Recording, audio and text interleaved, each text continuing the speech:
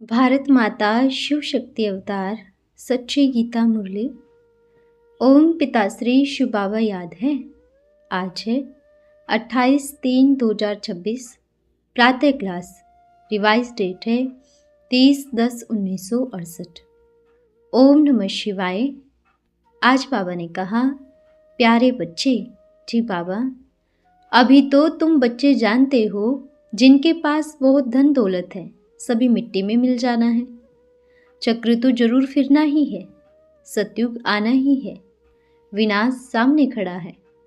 भारत में खून की नदी बहेगी, तब तो फिर घी की नदी बहेगी। यवनों और हिंदुओं की लड़ाई है। ओम नमः शिवाय। बाप इस शरीर द्वारा बैठ समझाते हैं। मैंने इस शरीर में प्रवेश किया है। इनकी भी वानप्रस्थ अवस्था है। इन द्वारा तुम बच्चों को पढ़ाता हूँ। ये ब्रह्मा नहीं जानते, इनमें बाप प्रवेश होकर पढ़ाते हैं। नहीं तो कैसे पढ़ाएं? उनको मुख तो चाहिए ना। मनुष्य गौमुख पर जाने कितने धक्के खाते हैं, कितना दूर दूर गौमुख पर जाते हैं।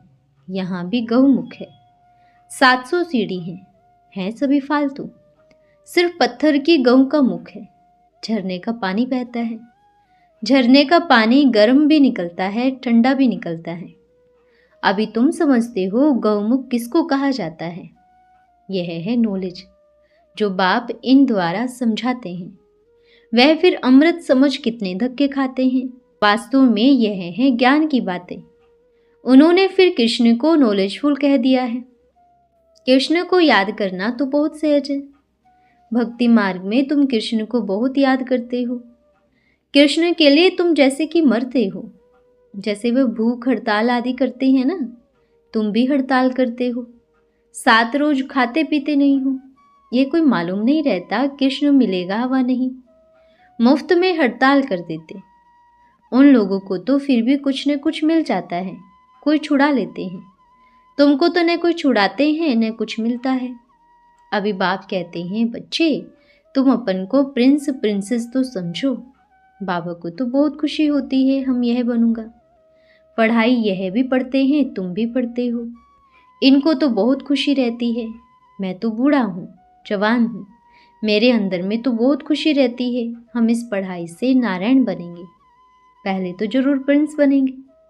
तुम बच्चे भूल क्यों जाते हो? आत्मा में बुद्धि है ना, ख्याल करो। ओहो, हम आत्माओं को बाप पढ़ाते हैं। बाप खुद कहते हैं, मैं इस साधारण तन में प्रवेश करता हूँ। यह है भाग्यशाली रथ। मनुष्य का ही रथ चाहिए ना। बाप कहते हैं, मैं इनमें प्रवेश कर तुमको सुनाता हूँ। यह भी सुनते जाते हैं। नर से नारायण बनने की नॉलेज सुन रहे हैं। सभी से नंबर 1 पतित और वानप्रस्थ अवस्था में प्रवेश करता हूँ। यह बूढ़ा भी पढ़ता है। दिल में है मैं भी नर से नारायण बनता हूँ। सतयुग में हम महलों में जाएंगे। भगवान पढ़ाते हैं, उसमें गड़बड़ थोड़ी हो सकती है। हम तो सभी स्टूडेंट्स हैं ना, सभी आपस में भाई भाई हैं। एक बाप से पढ़ते हैं विश्व का मालिक बनने के लिए, तो इतनी खुशी है। कई कहते हैं हम बंधन में हैं, बच्चों का पति का बंधन है। बाप कहते हैं पढ़ना तो है ना। बाप सिर्फ कहते हैं मुझे याद करो। और 84 का चक्र भी समझना सहज है, विकारी नहीं बनना है। परंतु लाचारी पकड़ लेते हैं तो बाप कहते हैं तुम्हारा दोष नहीं, क्योंकि तुम परवश हो। इस जन्म को छोड़ो, अनेक जन्मों के पाप सिर पर हैं, उन्हों को याद की यात्रा से काटो। तुम बाप की याद में लग जाओ। वह सभी हैं कीड़े, तुम हो ब्राह्मण। तुमको भूं भूं कर आप समान बनाना है। कहते भी हैं बाबा, फलानी ब्राह्मणी ने हमको भूं भूं कर आप समान बनाया है। तुम बच्चे जानते हो सतगुरु मिलता ही है संगम पर। बाकी तो अनेक गुरु हैं द्वापर कलयुग में, क्या क्या करते रहते हैं। कितने बड़े बड़े टाइटल देते हैं, श्री श्री 108 जगत गुरु। वास्तव में जगत गुरु तो सिवाय एक के और कोई मनुष्य हो न सके, परंतु किसकी बुद्धि में आता नहीं है। जगत गुरु अर्थात सारी सृष्टि का गुरु वह तो एक है ना, जो सभी की सद्गति करते हैं। फिर यह टाइटल उन्होंने क्यों रखा है? परंतु सभी मनुष्य हैं जैसे गधे। मिसाल देते हैं ना, कितना भी श्रृंगार करो फिर मिट्टी में मैला हो जाएगा। बाप भी इतना श्रृंगार करते हैं, यह बनने लायक बनाते हैं, फिर भी सारा श्रृंगार गंवा देते हैं। माया एक ही थप्पड़ से सारा श्रृंगार उड़ा देती है, इसलिए रावण के सिर पर गदा दिखाते हैं। अभी बाप कहते हैं भक्ति की बातें सभी भूल जाओ, एक बाप को ही बहुत प्यार से याद करना है, बाकी तो ये सभी खत्म हो जाना है, सभी मिट्टी में मिल जाएगा, कोई के भी हाथ में कुछ नहीं आएगा। गायन भी है मिर्वा मौत मल्लू का शिकार। अंदर में बड़ी खुशी होती है, कब विनाश हो तो हम स्वर्ग में जावें। बाप कहते हैं अभी तुम हो ईश्वरीय संप्रदाय, फिर तो डिग्री कम हो जाएगी। अभी तो भगवान आकर पढ़ाते हैं, कितने भाग्यशाली हो। भगवान वाच मैं तुमको राजाओं का राजा बनाता हूँ। वह गीता सुनाने वाले तो तोते मिसल सिर्फ सुनाते रहते हैं, समझते कुछ भी नहीं। ज्ञान भक्ति वैराग्य का राज बाप ने तुम बच्चों को समझाया है। ज्ञान है दिन, भक्ति है रात, इनके बाद फिर है वैराग्य। किसका वैराग्य वह जानते ही नहीं, सिर्फ ऐसे ही अक्षर कह देते हैं, ज्ञान भक्ति वैराग्य। अक्षर है एक्यूरेट, परंतु अर्थ नहीं समझते।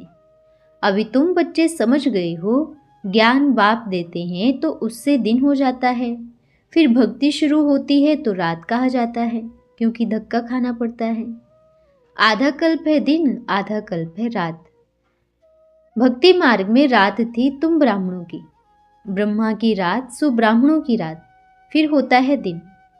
ज्ञान से दिन होता है, फिर भक्ति से रात हो जाती है।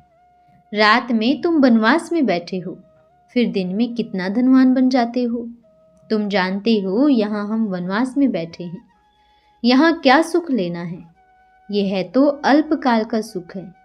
अभी देखो सुख, फिर अभी अभी दुख, झगड़ा ही झगड़ा लगा पड़ा है। इसको ऑर्फन वर्ल्ड कहा जाता है। एक भी मनुष्य बाप को नहीं जानते, ठिक्कर बित्तर में कह देते हैं।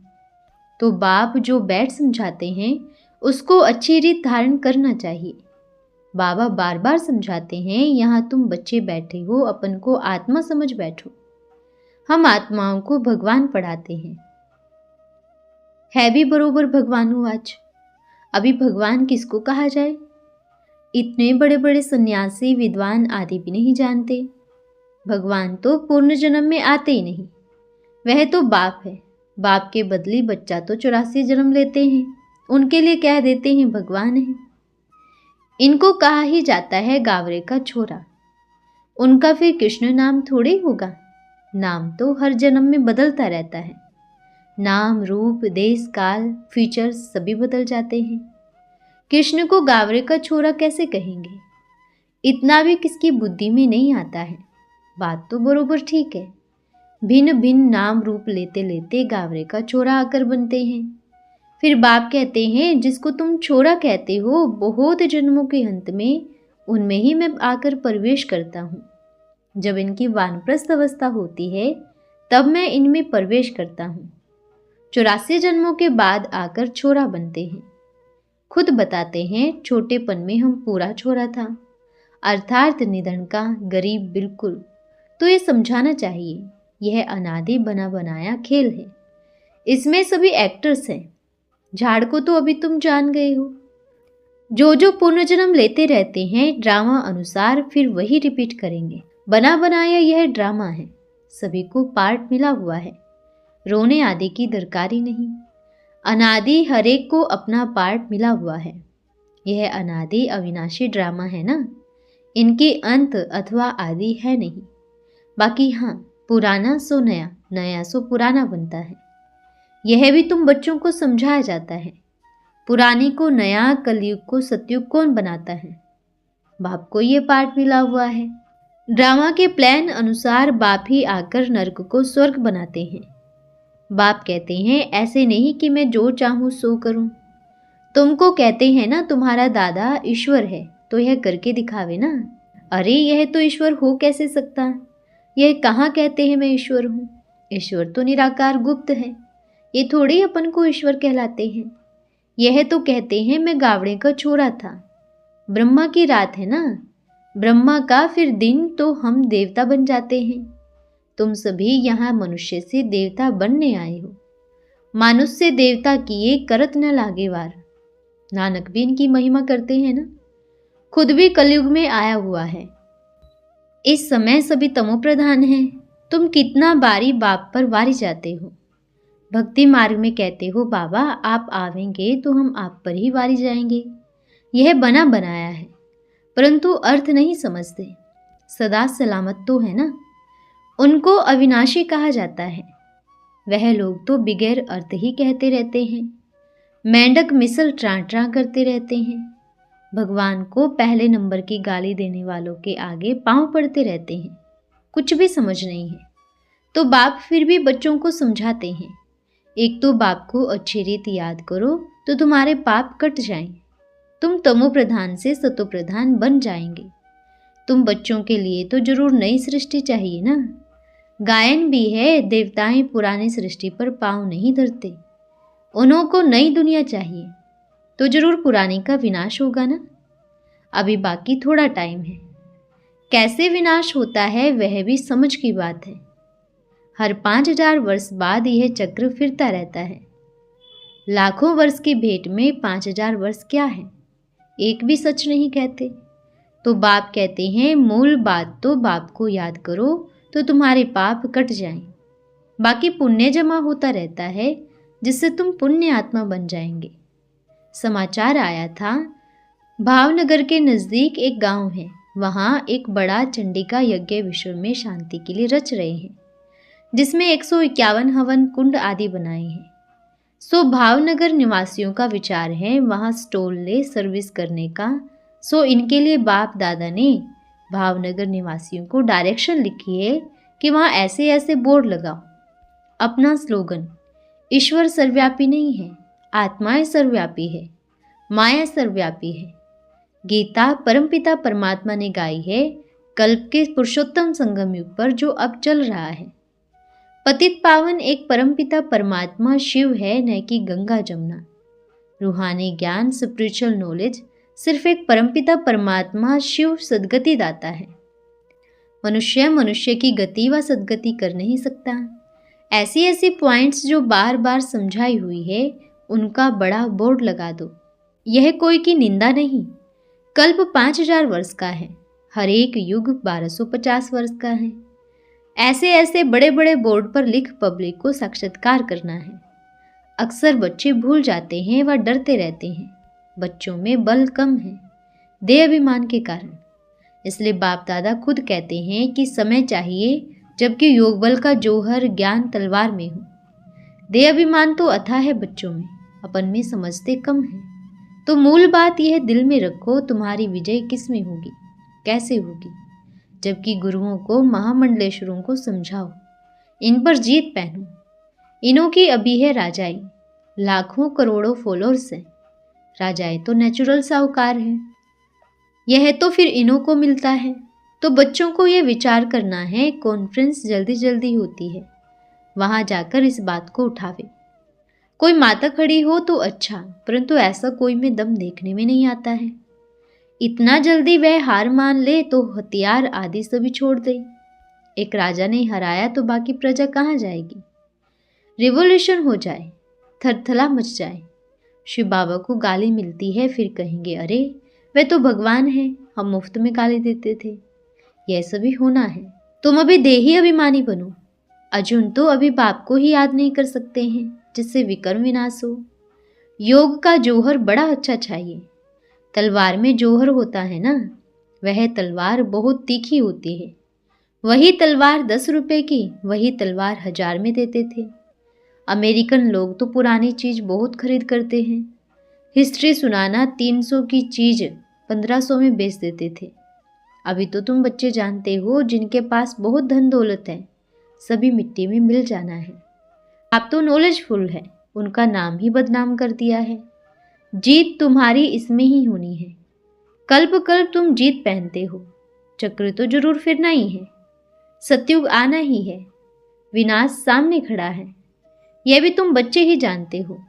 भारत में खून की नदी बहेगी, तब तो फिर घी की नदी बहेगी। यवनों और हिंदुओं की लड़ाई है। तुम बच्चों ने देखा ना कितने बेइज्जत से मारते हैं। तुम बच्चों को तो बहुत नशा रहना चाहिए, तुम्हारे आगे ही वह सभी झुकते हैं। बाकी ऐसे नहीं कि तुमने कोई बाण मारे और वह मर गए, वह सभी हैं गुपोड़े। तो यह सभी समझ की बात है। ड्रामानुसार तुम चल रहे हो। शिव बाबा को कोई फिक्रात नहीं, साथ में रहने वाले दादा को भी कोई फिक्रात नहीं। बाप दादा दोनों पुरुषार्थ कराते रहते हैं। ख्याल करो, ऐसा क्या करें, कैसे समझावे कि एकदम सफ़ेद झूठ बोलते हैं। भगवान को तो तुमने ठिक्कर भीतर में डाल दिया है। एक भगवान की कितनी बेइज्जत की है।